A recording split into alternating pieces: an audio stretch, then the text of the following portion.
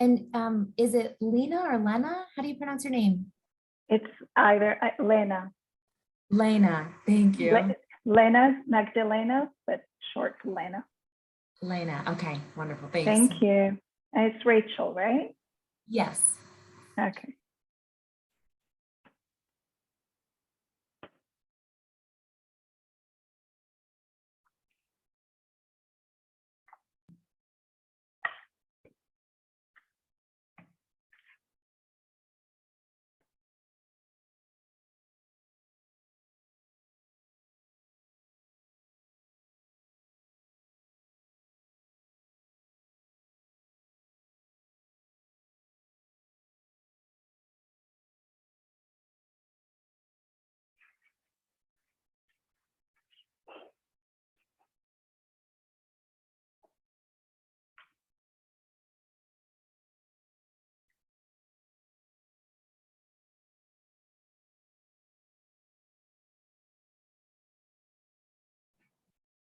Hello everyone, welcome to iSchoolConnect Study Abroad Fest.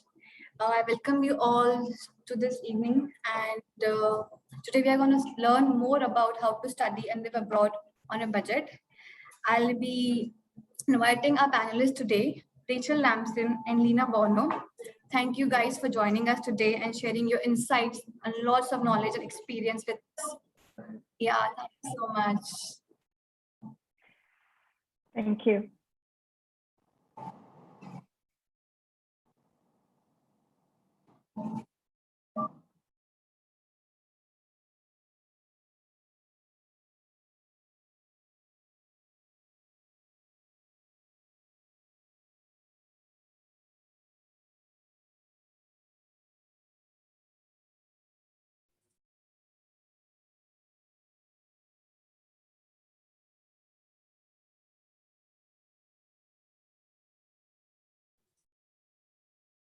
Looks like the presentation went away. Are you both seeing that as well? Okay.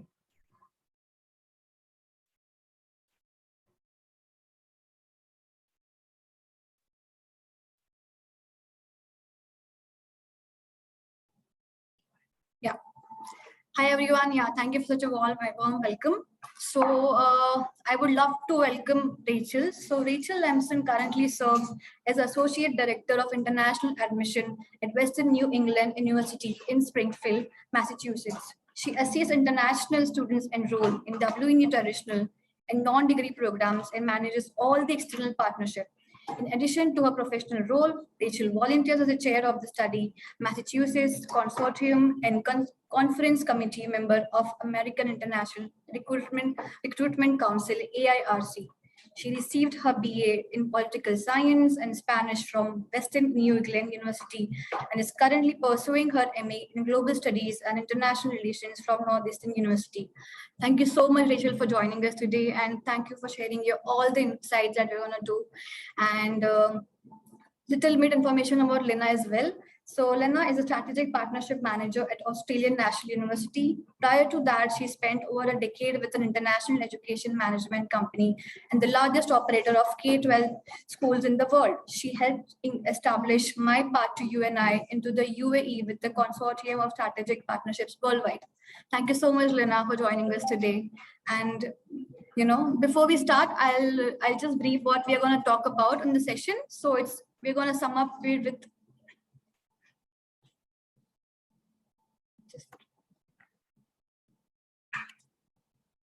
we're going to sum up with understanding the different costs involved, importance of different types of schools involved, planning the living expenses, how scholarships helps to study abroad and budget friendly, how to leverage the part-time jobs for studying abroad, and obviously not the last, there's some exciting giveaways for you guys at the end, so please stay tuned. Okay, there's a quick poll for you guys, which is your dream destination for studying abroad. If you scroll down, there's a poll for you. You can select the country which you want, UK, USA, Canada, whichever is feasible and comfortable for you guys, and you can right away go to. We'll wait for some time for the poll to the students to answer the poll and keep up their pace.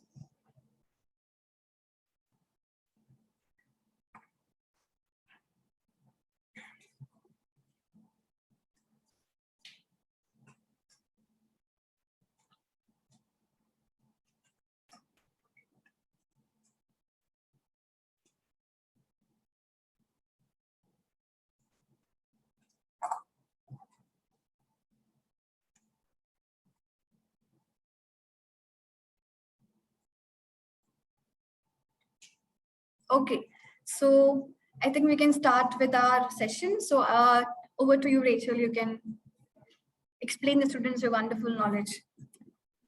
Great, thank you so much for the wonderful introduction, and hello everyone. Good morning from Massachusetts and good afternoon, good evening from wherever you're listening from. My name is Rachel Lamson, and I am the Associate Director of International Admissions at Western New England University. I'll tell you a little bit about the university, but the focus of this presentation will certainly be about how to study on a budget, how to find the true cost of attendance, some tips and tricks for keeping your studies in line with your budget. But before we dive into that, just a little bit of background about myself and about Western New England. Sorry, I'm getting a phone call. Let me send that to voicemail. I am a graduate of the university. So although I work here full time, I also graduated from the institution. So I certainly can tell students about the student experience as well as help them through the application process in more of a staff capacity. But I clearly love my experience here so much that I worked for various international education organizations after I graduated, and then I came back to help international students enroll. So we are located in Springfield, Massachusetts. Some students do see the word England in our name and they think, oh, you must be in the United Kingdom, but that is false. We are in the United States, and we're about an hour and a half away from Boston, about 3 hours away from New York City. So we're in the Northeast corridor of the United States. We are a private four-year institution, and we enroll just under 4,000 students total on four-year programs, bachelor degree programs, master's degree programs, and doctoral programs. Related to cost, 98% of our students do receive financial assistance for helping them cover tuition and accommodation. That 2%, you might be wondering, why is it that 2%? That's really for students who have like employers paying for their tuition, or they have fully funding from a government scholarship. So all to say, the vast majority of our students do receive financial assistance. So understanding the cost involved, when you're looking at different colleges, you need to make sure you understand the total cost of attendance. You'll be looking at a website, and when you see a tuition amount, that most likely is not the full amount for the full cost of attendance, right? The tuition costs will certainly cover your courses, but there are other costs involved, including books and supplies, personal expenses such as accommodation, food, travel to and from the United States and even within the United States. There are also some courses which have laboratory fees. So make sure, again, when you're looking at the websites, you understand both academic and non-academic costs. You can go to the next slide.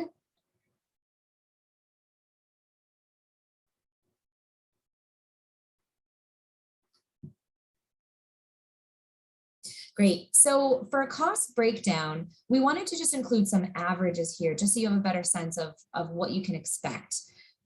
There are over 4,000 universities in the United States. So that means that the cost of tuition, the cost of attendance for one school is not going to be the same cost of attendance for another school.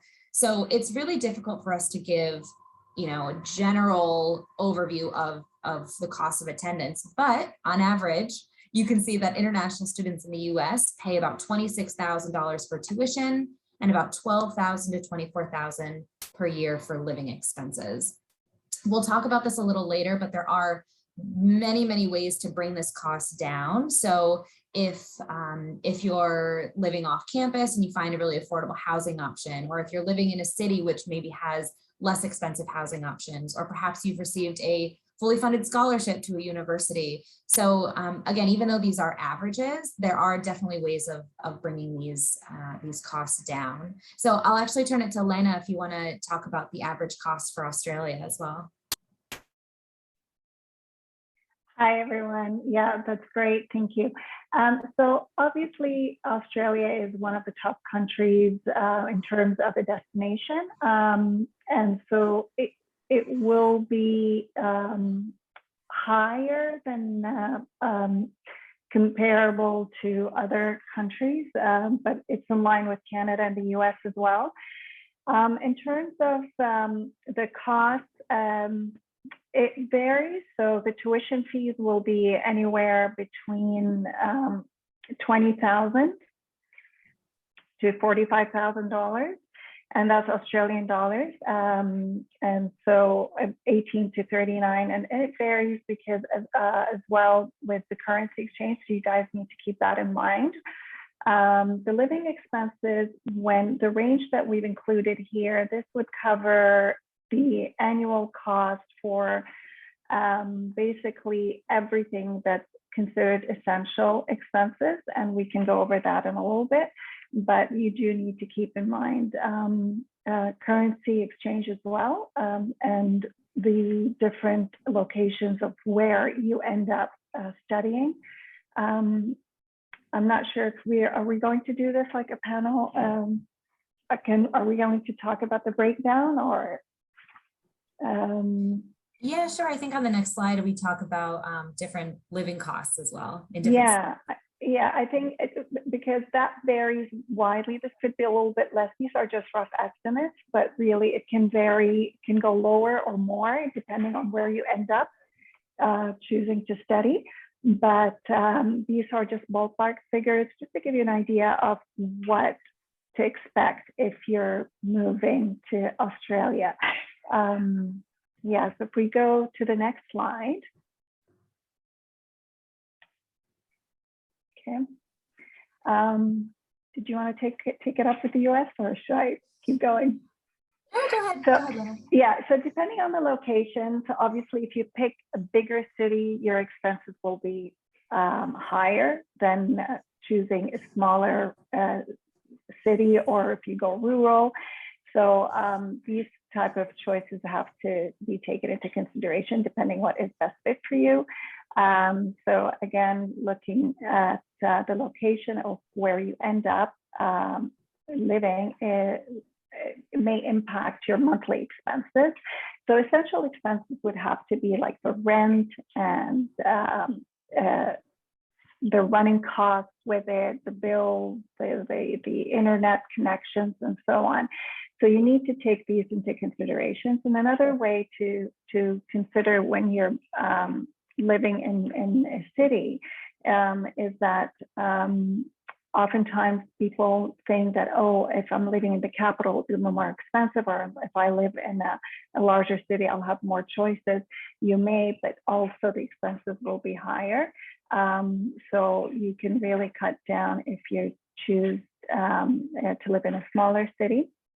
There are other options that you can consider. If you move to the next slide, can I see what the next slide is? Sorry.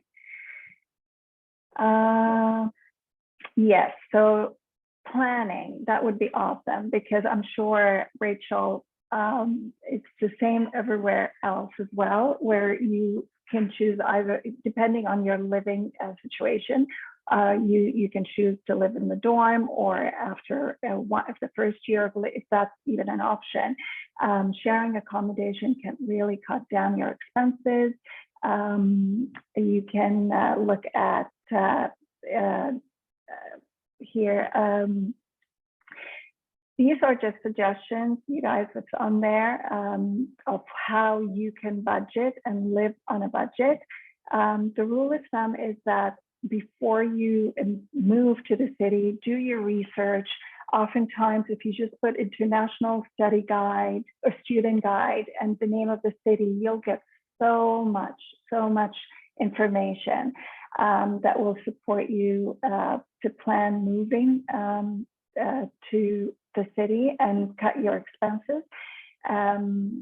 So this can also, you can explore having access to student discounts, eateries that offer the special certain days of the week. That's available in most cities in the UK, US, and Canada and Australia. So it's important to get to know your city really well, get to know the community.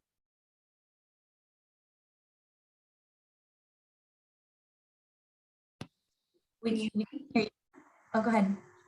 Okay, sorry, 1 second. Sorry, let me just change the audio.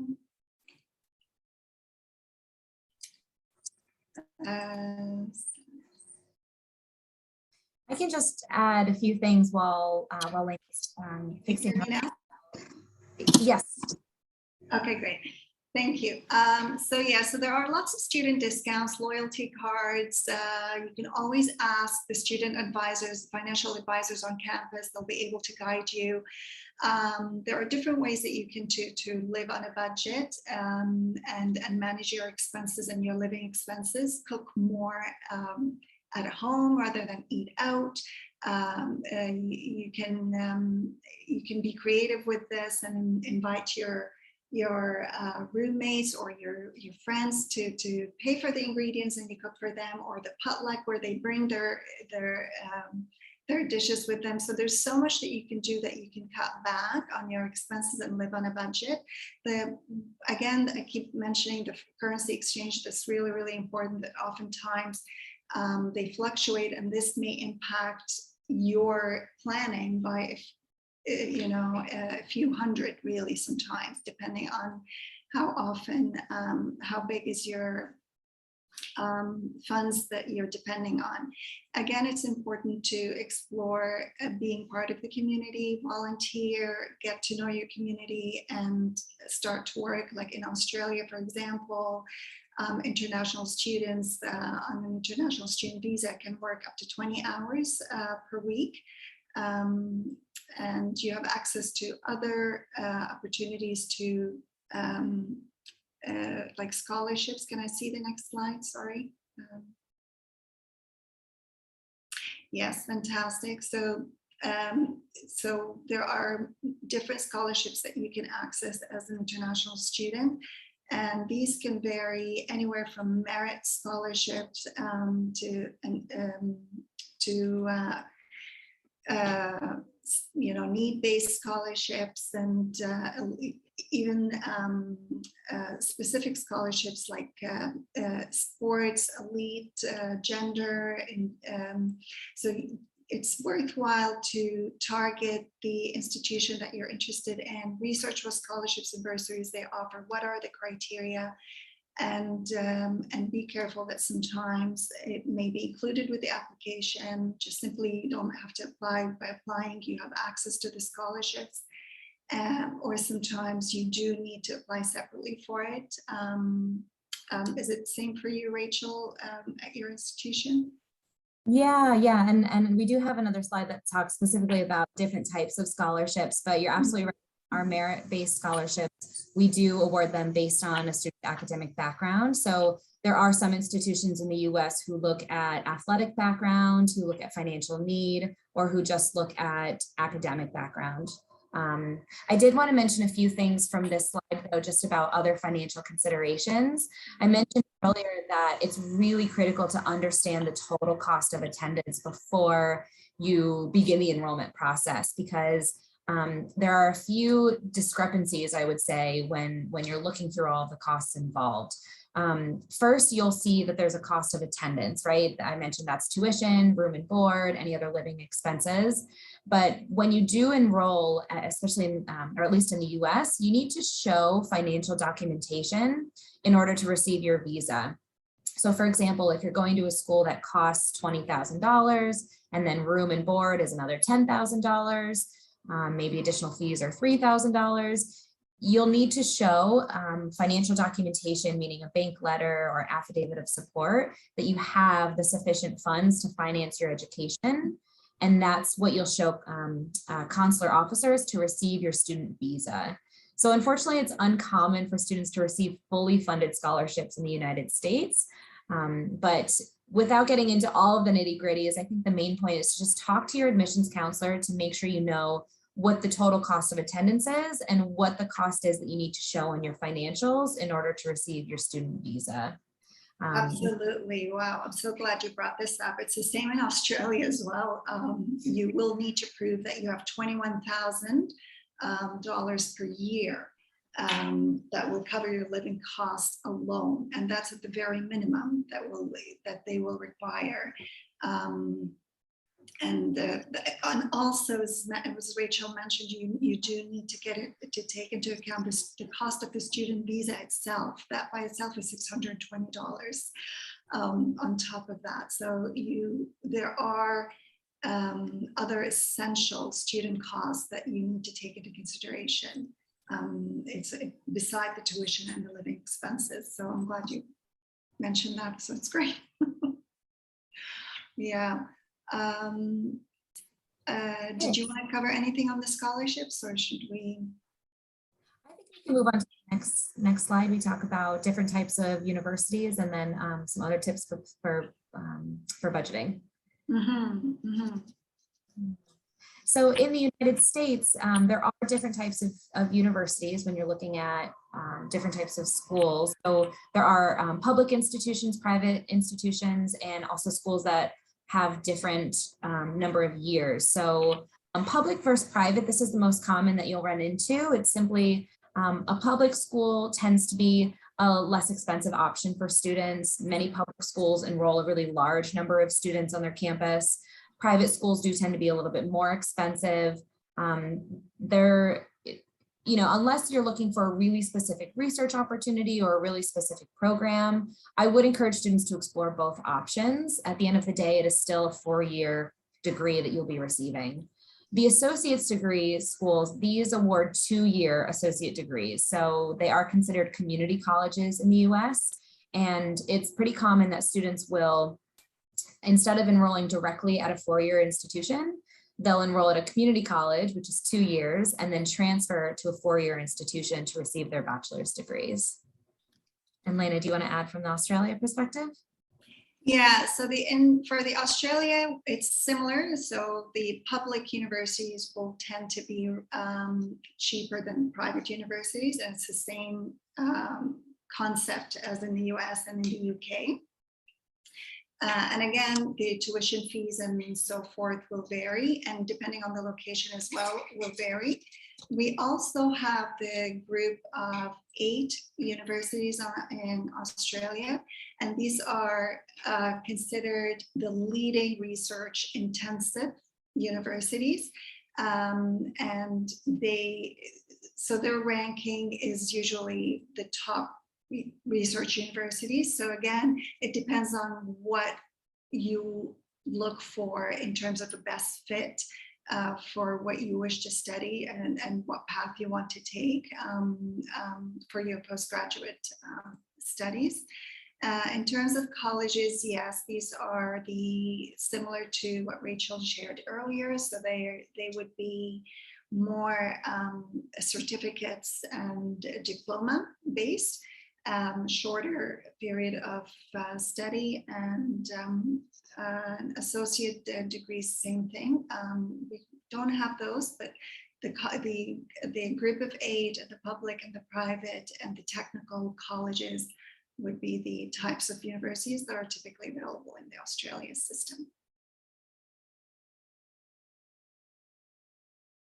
Yeah, next slide, sorry. Okay, so the Australian National University is ranked #1 in Australia. It is based in the capital of Australia, Canberra.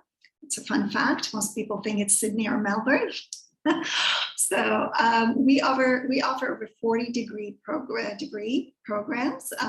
Really, we offer different combinations as well that range to over 700 combinations when you combine your degrees. And our degrees vary from undergraduate to graduate and PhD studies. The city of Canberra is where we take a huge chunk of the city. The campus pretty much takes a huge chunk.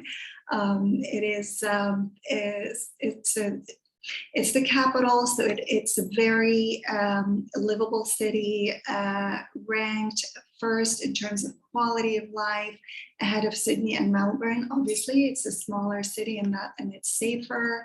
It has one of the lowest crimes rates in the country, in Australia.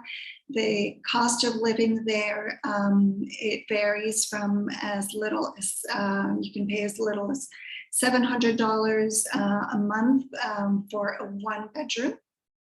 And if you do shared accommodation, this can drop to around $450 to $500 a month for shared accommodation. And so there you have different options. The total population of the city or the campus is predominant is around 400,000. 27% of those are overseas, were born overseas. It's a very international community, and it has a strong sense of community, multicultural. You have access to a lot of outdoors, a lot of like good quality farming, organic produce. It's a very livable city, and in terms of the focus of our presentation today, can definitely accommodate all sorts of budgets. Like if you want to go super low budget to however comfortable you can go. Almost 60% of our population are sponsored students or receive some form of a scholarship. So we have over 200 scholarships that you can choose from, and it varies on the programs. There are certain programs that you can receive 100% funded scholarship that will cover your other expenses, such as books and living expenses and tuition. So that is definitely an option that we offer depending on the programs that you wish to apply for. Next slide, please.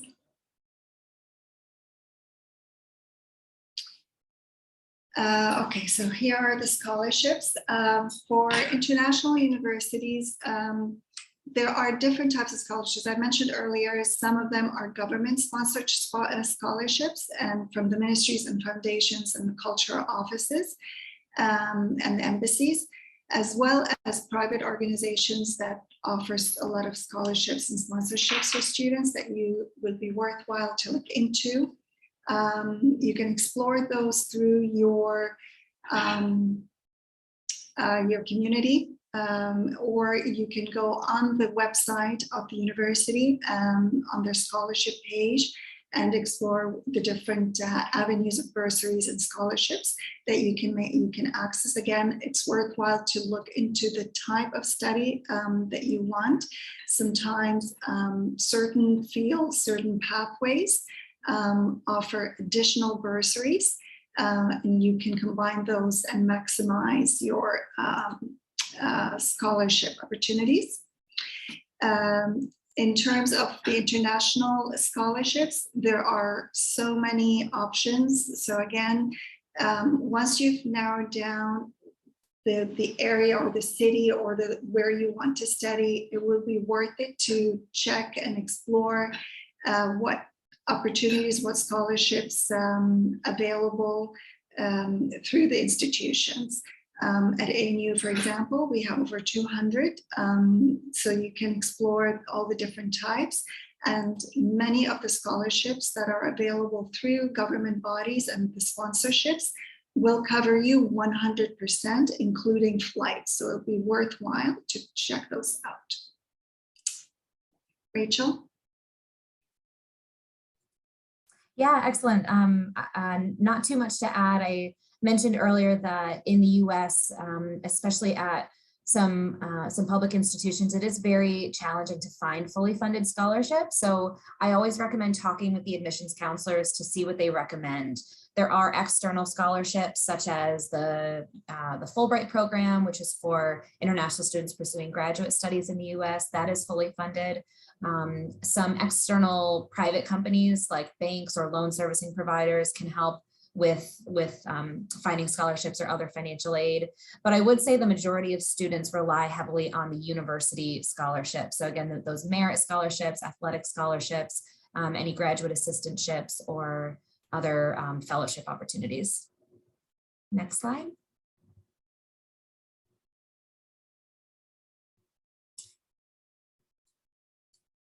So one of the benefits, for, at least in studying in the US, is that students are able to work part-time while they're studying abroad. There are different distinctions between part-time work. So if you wanted to work on campus, you can do so up to 20 hours per week. And this could be working at a cafe or working in the library or working in the bookstore. So it's just on-campus work and there's no restrictions to that. If you wanted to work off campus, however, students do need to complete 1 full year of academic study before they are permitted to work off campus. And the work must be related to their course of study. So there are some variations in what's possible, but you can see that there are quite a few opportunities that we've listed on the screen. Doing online part-time work is a great option as well. Do TA or GA, which is a teaching assistant or graduate assistant work, freelance, teaching English, brand promotion, like on social media, etc. Some things to consider while you are looking for a part-time job is, what will the pay be? How much time will I be able to invest? Will I be able to manage it with my studies? And so on. So I would say that we at least recommend that students, when they first arrive in the US, really focus on their studies, really focus on transitioning to a new culture, to a new living environment. And then after a few months or after a year, then consider applying for part-time jobs. Totally. It's the same in Australia. It's 20 hours per week that you can work. And I totally agree, Rachel, that they have to get familiar with their community, get comfortable, settle in,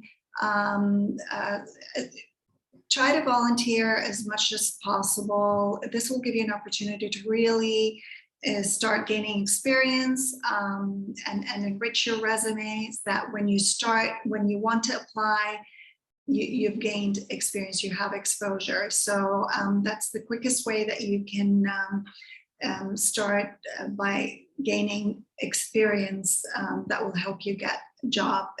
But finding, generally speaking, I'm sure it's the same in the US, finding a job on campus will be easier than off campus initially, correct? Yeah. Mm-hmm. So absolutely. So volunteer, get comfortable with the community, and volunteer, and then start with on campus, and then start going outwards. So in terms of how much time you'll invest, that's super important. So I totally agree that you need to look at your schedule, take that into consideration. So while your focus will be your education first, your school first, but you can supplement it, and if you balance your time carefully so it doesn't impact your studies. But I'm sure there are on-campus advisors that can help you put together your resume, give you advice, career advice on how to structure it and support you with that. Do not miss the career fairs that happen on campus as well. These are important to network, to start getting a feel of which companies you would aspire to join and what do you need to do to get there. So it's nice to talk to them, get a feel of what direction you need to go to get to where you want after you graduate.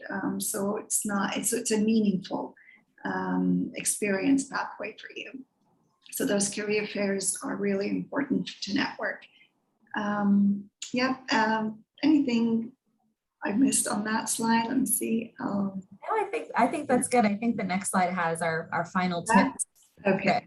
For budgeting. I just wanted to chime in and take few minutes of this conversation forward. Yeah. But first of all, this has been so insightful so far, right?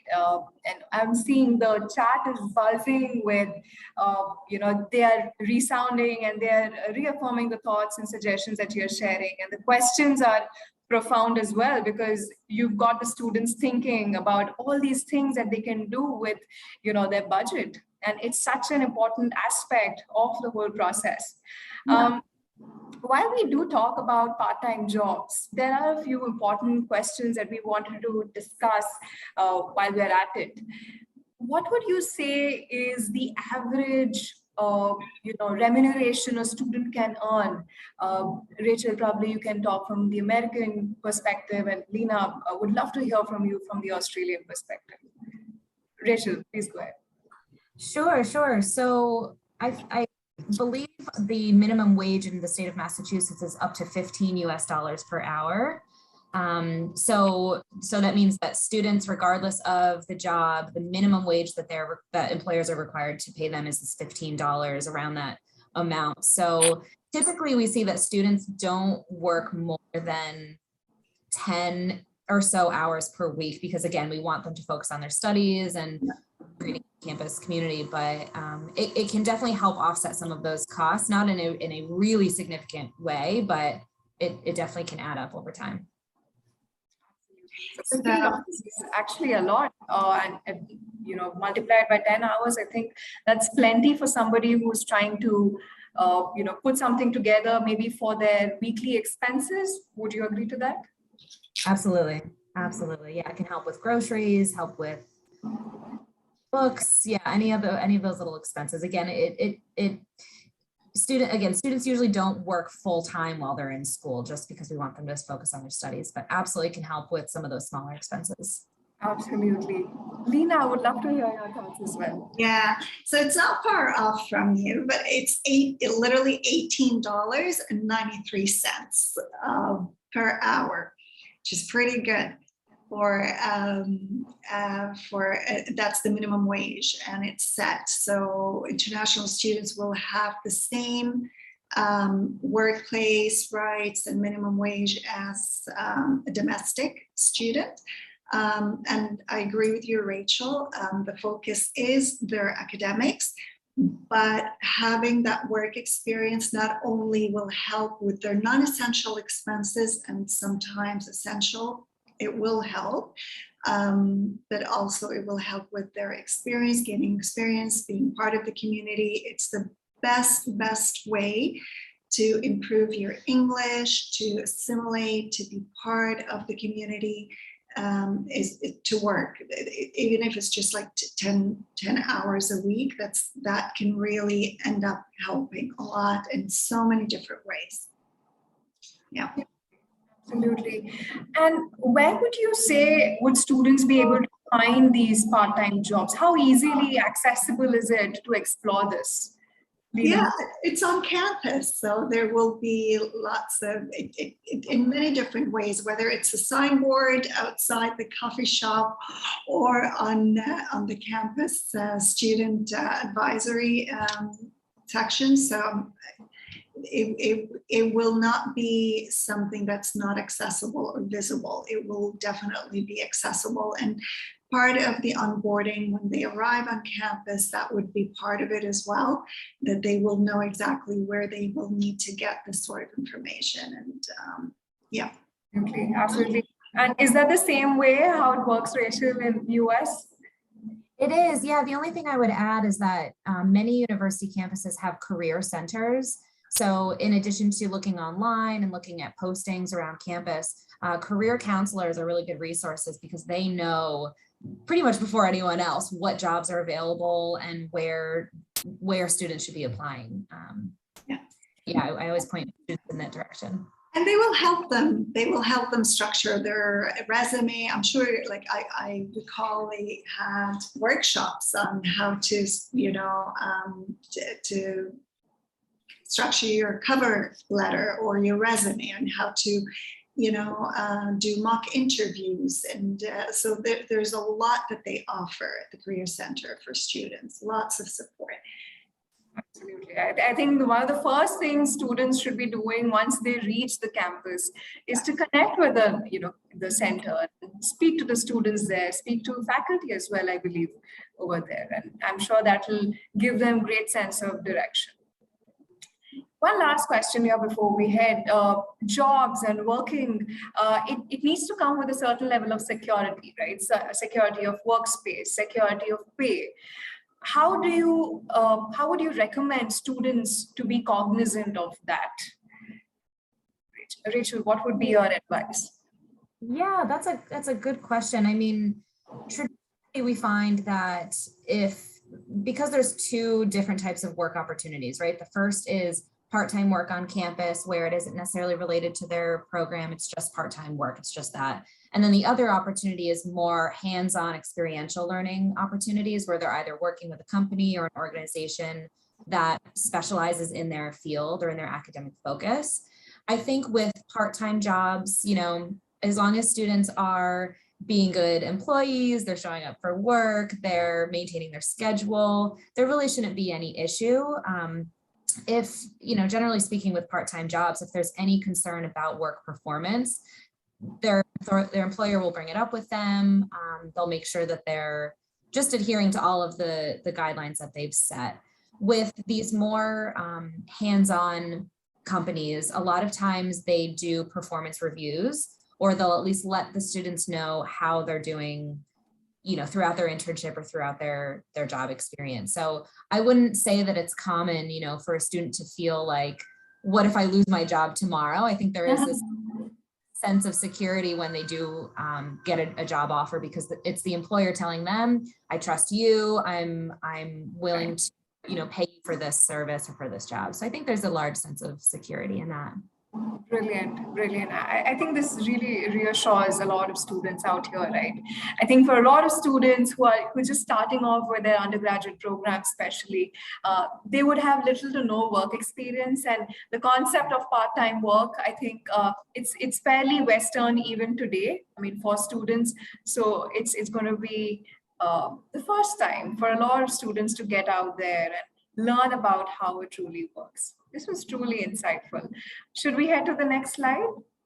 I just want to add that they should I agree with Rachel. They definitely, first thing they need to do is reach out to the student advisor's office, the careers center. They will really help them with all this information. For Australia, there's the Fair Work Ombudsman website. That's the first thing that they'd be able to share with them, and it's fairwork.gov.au, and it'll just fully, the full detail, they'll be able to see what their rights are, what is okay, what's not okay, so they're not also taken advantage of as international students. Sometimes they, as you mentioned, they may not know what is okay and what's not okay, and they may not realize that they're working overtime and should be paid a time and a half, for example. So it happens, yeah. Or so all of this is part. This is experience they will gain as they become part of the community, as they work, as they meet people and they talk and they go to the advisors, and so they'll pick it up. They'll quickly pick it up and assimilate. It's yeah. Mm-hmm. Very important points, right? I really hope students, you're making the most of this and you're keeping these things in mind, because these are very practical points to remember, right? Let's move forward and let's talk about a few important hacks and tips to remember to stay within budget. Lots of nifty hacks here on the screen. Lena, I would love to learn. Oh my God. I probably went overboard right when I started talking about this. I completely forgot about that. It's fine. Yeah, so there's so much they can do. And Rachel, you can chime in. I'd love that if we can do this together. But making a budget, what is it on the Times? I remember reading it somewhere. 75% of students don't know how to structure their budget. I think adults sometimes don't either. So it's a very tricky thing. But if you just make a list of those essential expenses, and as Rachel mentioned earlier, these essential expenses, sometimes people miss that it's not just tuition, it's the visa costs, it's the minimum requirements of having X amount in your account for visa. It's these are all numbers that have to be taken into consideration when you set your budget. So you take the essential ones, and then you minus what the income, the money you have, and whatever is left over is what you can work with in terms of your spending expenses. So you have to be aware, as we've mentioned here, of the standard of living. You have to be aware of the costs in the area. So obviously they won't know until they get there. So you have to ask around, go, check out the different grocery stores that's nearby. Don't rely on the on-campus grocery stores. Most of the time it's not the best produce, and they're not necessarily priced well. So you do want to go off campus and they identify where would be the best places to shop and eat. And as you basically just explore your area, you will come to know very quickly the do's and don'ts and where is best to go. But the most important thing is to, honestly, I love the International Study Student Guide, you guys. So you just go Google International Student Guide, enter your city, and that's when you will know what bank is there, it really breaks it really nicely for international students. What is a credit card? How is it structured? So a lot of students, especially those that are coming from the Middle East region, unfortunately, don't know how a credit card is structured, how is the interest rate is calculated, how you have to pay the minimum so you don't impact and damage your I think that's a really important point there, Lena. You spoke about credit cards, right? And a lot of the students who've joined in today are from India, and there is a preconceived notion, a myth even, that using a credit card is wrong, right? Or it might not be the most appropriate thing to do. But what would you say about that? Would you recommend, or would you ask students to consider it for their expenses? I absolutely recommend it. I'm going to put my banker hat on because I was a financial planner in my previous career. So highly recommend it, but for a minimum balance. So usually banks would love to give students credit cards for different reasons. But students can take advantage of that and have the minimum limit, usually it's around 500, is it, Rachel? In the US, is it $500 or $250? 500, yeah. So, and it's the same in Australia. So it'll be like a small $500, and they can keep that for their absolute emergency expenses. But it's very important to build their credit. Okay, their credit is you can only build it with a credit card or a loan. It is what it is. That's how it is. But it's really important that you understand and be responsible about the terms and the conditions of the payment. So you use your credit card, you pay it within 1 month, there's no interest. If you pay it after the statement is issued, then the interest accumulates. And that's fine, but then the bank will expect you to pay at the very minimum an amount, a specific amount, depending on what you used on your credit card. So you have to make sure that you pay at the very, very minimum, that minimum amount. Otherwise, it will start impacting your credit rating. And credit rating is super important. So by the time if they need a student loan, if for whatever reason, if their tuition fee is funded by their parents, but now it isn't, and they need to get a student loan to study or further studies, that credit rating will impact whether they get a student loan or how much they get, so the amount that they will be able to get. So it's really important to start building a healthy credit rating for themselves and to have a responsible approach to credit. It's not a bad thing, absolutely not. In fact, it's super important in Australia, in Canada, in the US, in the UK, in Europe. You need to build credit profile. Rachel? Yeah, I would agree with everything Lena mentioned. I think when I think about the biggest tips and tricks for budgeting, I always recommend that students connect directly with other students. I think they're the best resource, because even if you can look online, or if you look at a university's website and you see this is the cost of housing, or this is the cost of a typical meal or a meal plan, the students who are actually living and learning on the campus communities, they'll have the best insight. So by and large, if you reach out to admissions counselors, they can connect you with current international students. And then you can start those conversations about, where do you go grocery shopping? Where do you find part-time jobs? What's the most affordable neighborhood to live in? Where do you go shopping? One really, I guess, fun discount that we have at the university is that students who have meal plans on our campus can use their meal plan for Domino's Pizza. So it's a pizza restaurant that's off campus, and they can actually use those, we call them bear bucks, which is like Western New England, money towards food.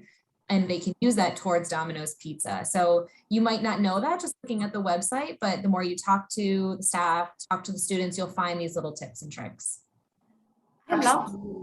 I'm so just listening to that, and I'm sure that really helps students, because I mean, it's tasty and amazing, but it really helps you save a few, bucks on your weekly expenses, right? And I think all of those points put together really do help in managing your expenses weekly, and then it accumulates to a large amount, which helps a student for an entire year.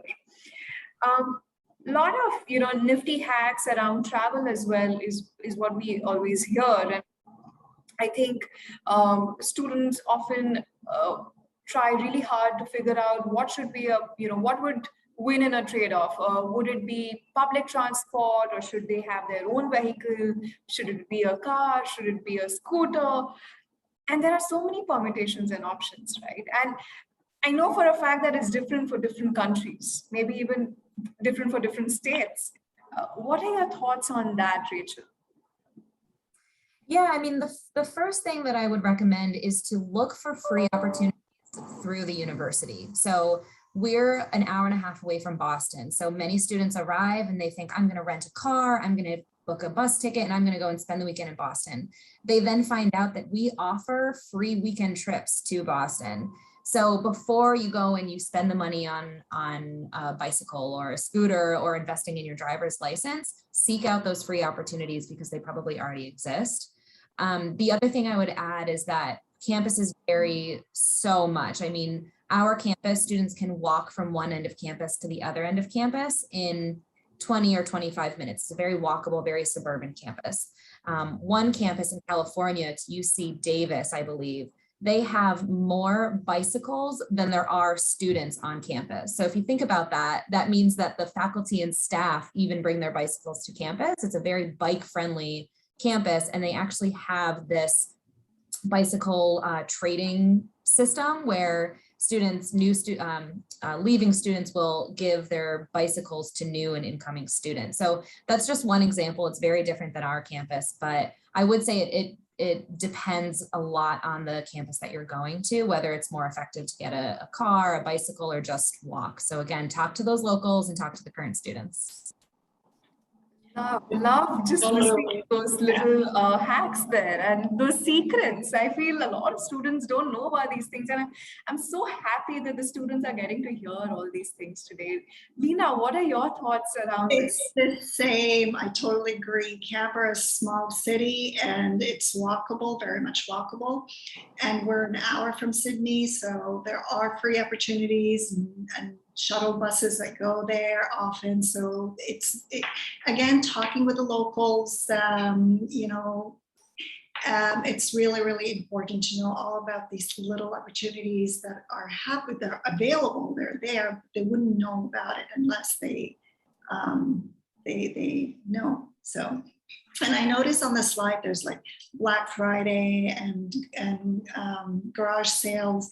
A lot of the students in this region wouldn't even know what this is. So again, I agree, Rachel, it's super important that they talk to their roommates there, talk to the locals, try to really get to know the community well, and then you'll really get to know what, community sales that are happening from time to time, the fairs that are happening from that time to time. There's so many different things that can happen free, that are, organized free for the community, that they can access. It doesn't cost them anything to participate or be part of it in terms of entertainment, or in terms of sales and shops and opportunities.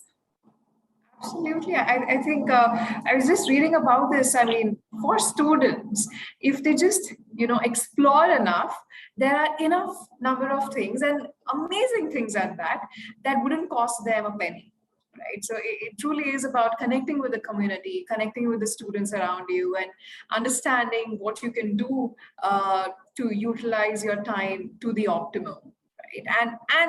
And within a budget. Yeah, absolutely, yeah. Brilliant. Awesome. I think with that, we are kind of coming to a closure to this. Final thoughts of wisdom around this topic, Rachel and Lena.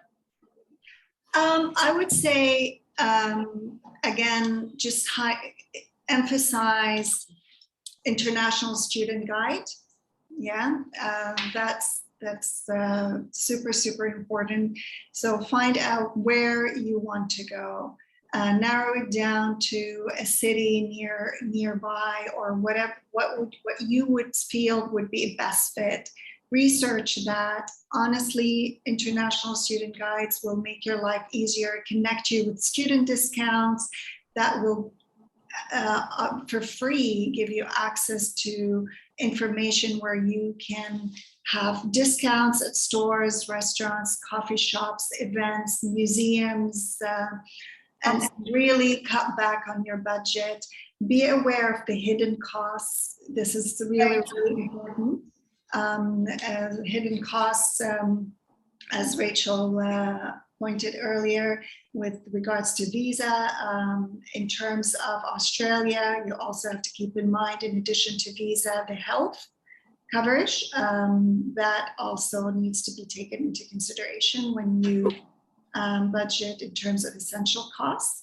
So you have to make sure that you have enough funds for your visa and enough funds for the mandatory compulsory health coverage that you have to have as an international student. And really, I know we have so much to discuss. I'm really sorry to cut you off. Go ahead. No, that's fine. Shy of Rachel, go ahead. Love to hear last few closing words from you as well, Rachel. Sure, thank you. And I agree. I feel like we could talk about this topic forever and ever.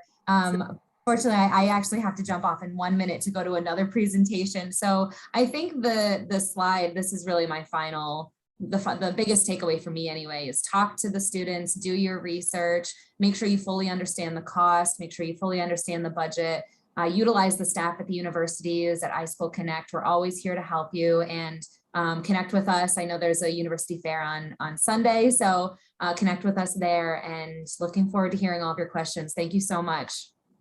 Amazing, amazing. Thank you so much, Rachel. Thank you so much, Lena, for taking out the time for this.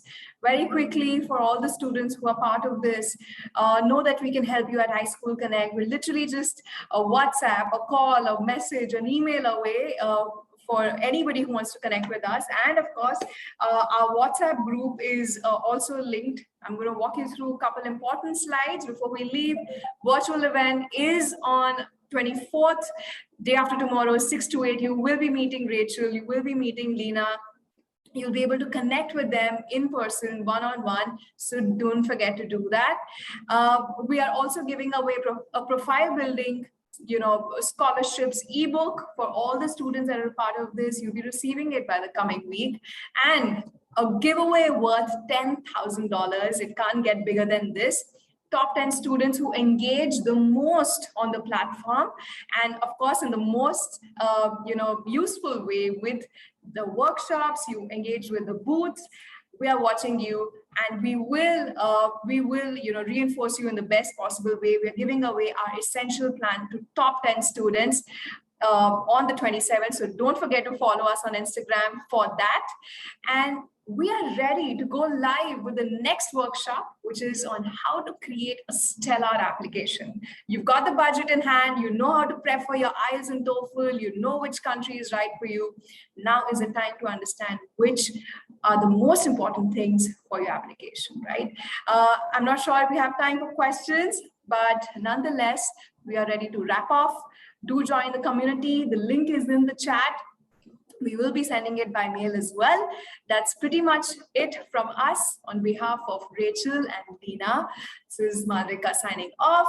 Thank you so much, everyone. See you right now in the last session for the evening, which is on Stellar Application. Thank you, everybody. Thank you so much, Lena.